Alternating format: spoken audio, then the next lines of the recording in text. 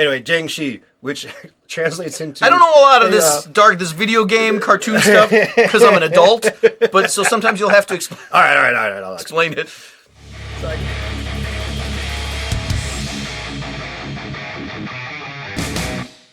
Chinese, Japanese, dirty knees, not feces. Haha.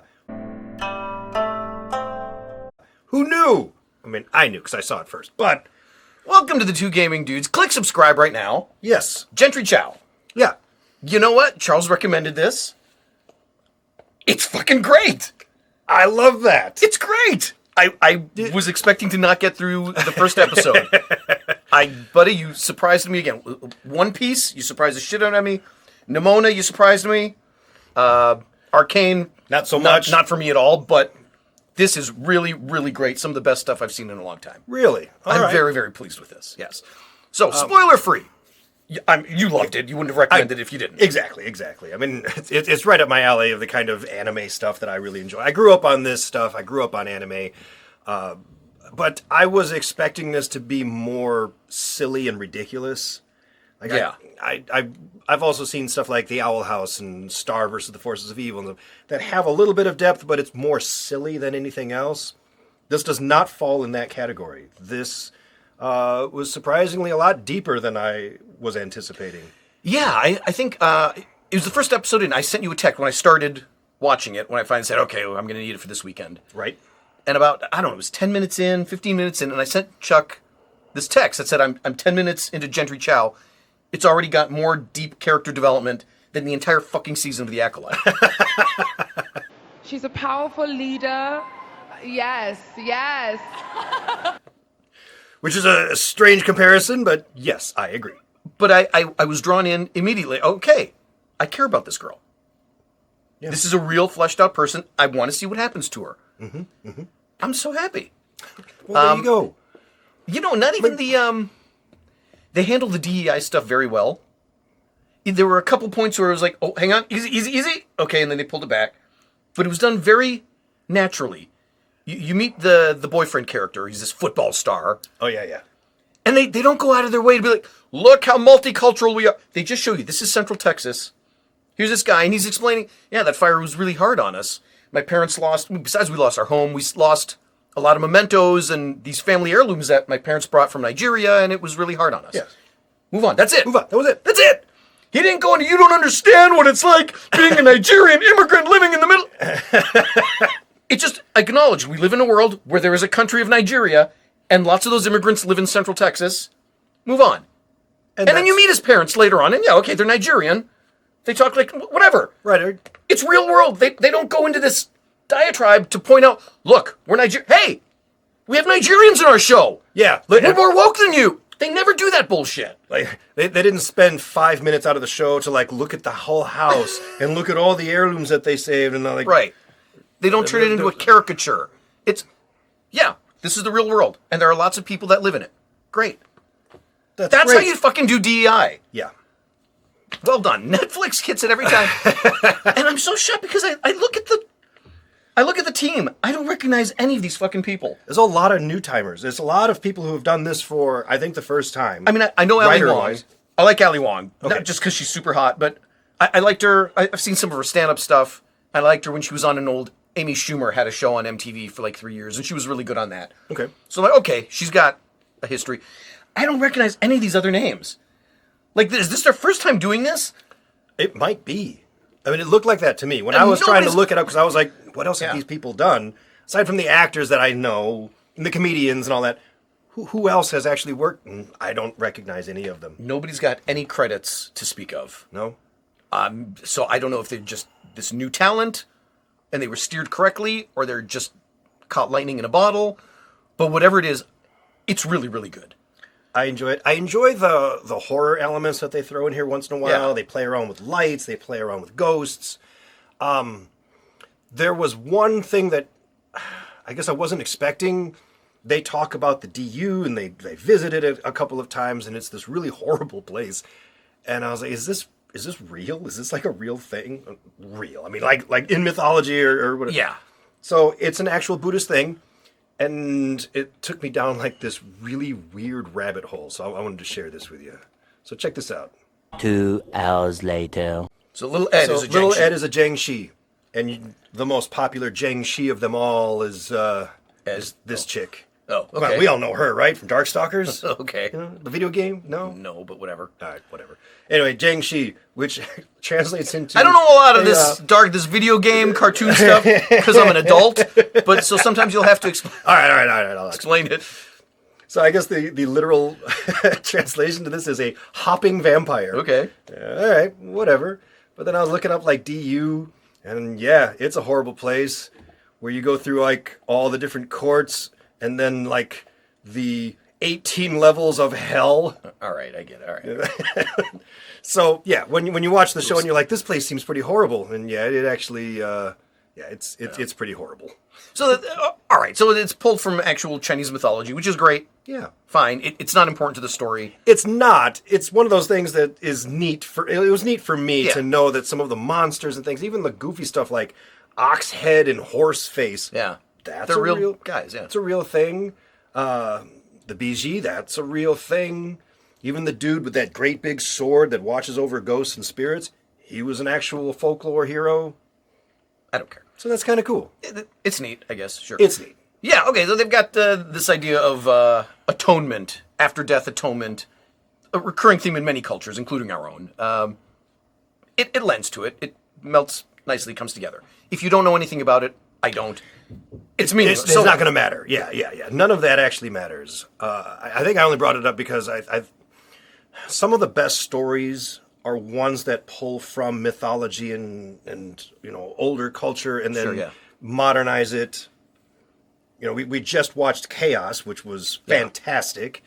And so this kind of falls in that realm of taking things from mythology and then putting this modern day spin into it. Yeah. I'm perfectly happy with it. I enjoyed it. I enjoyed the hell out of it. Really, if I have to come up with a complaint, it's not even, like, I thought some of the, like this, it still has the traditional anime tropes. Ooh, she's clumsy and she started a fire. And the boy talks to her and says, hey, you're really cute. And her cheeks get red and she's so embarrassed and she runs away. They still do a lot of that stupid shit.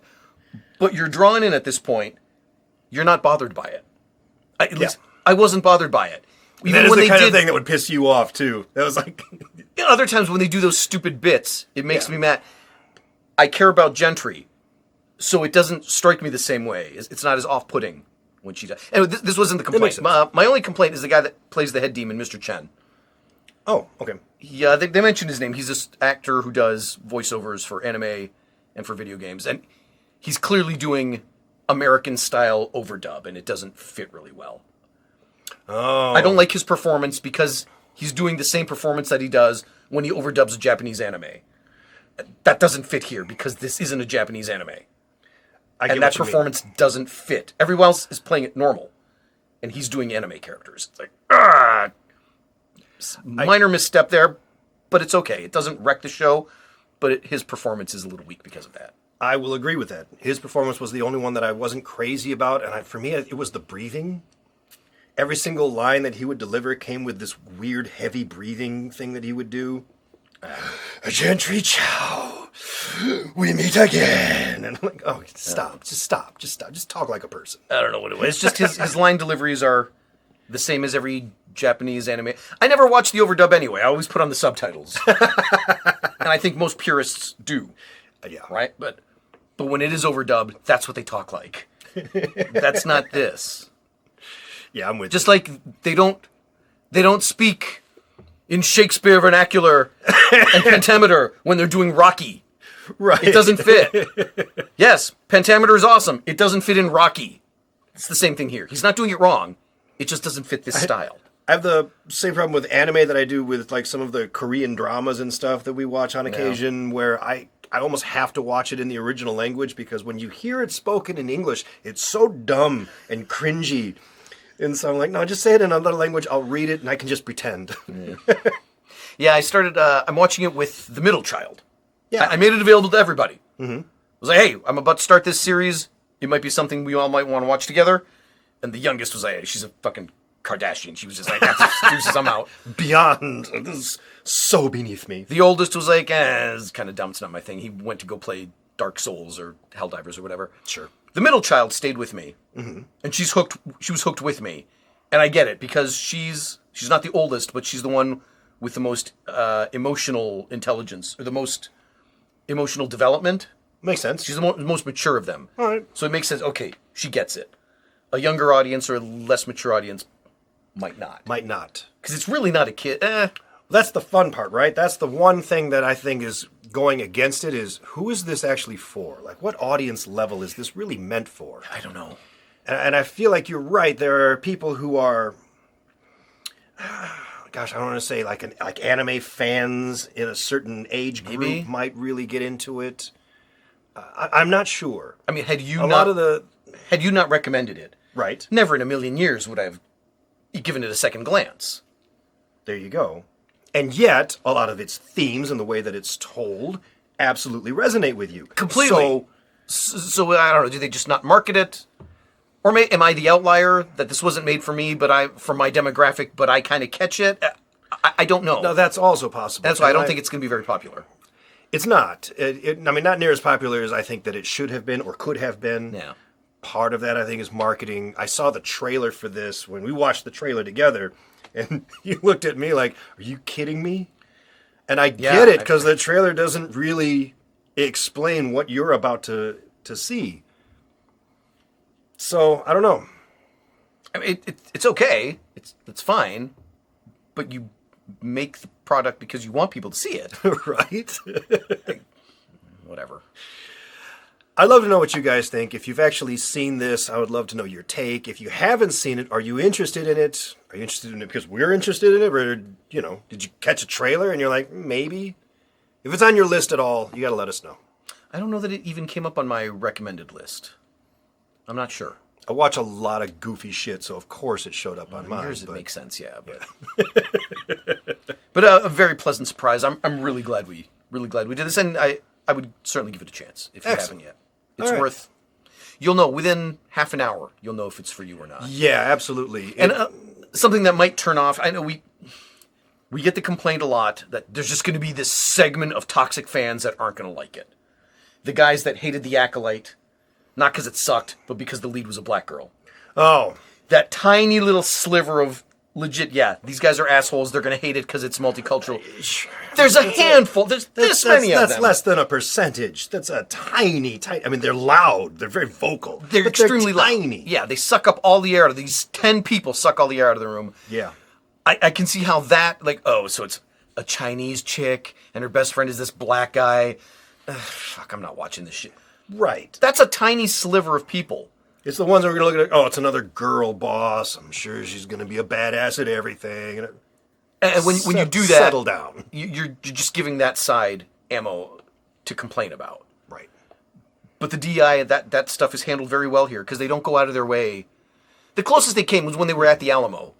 And they're explaining, they were actually kind of abhorrent, horrible people. And that's all they said about it. Right. That's all you have to say. Yeah. It's handled really, really well.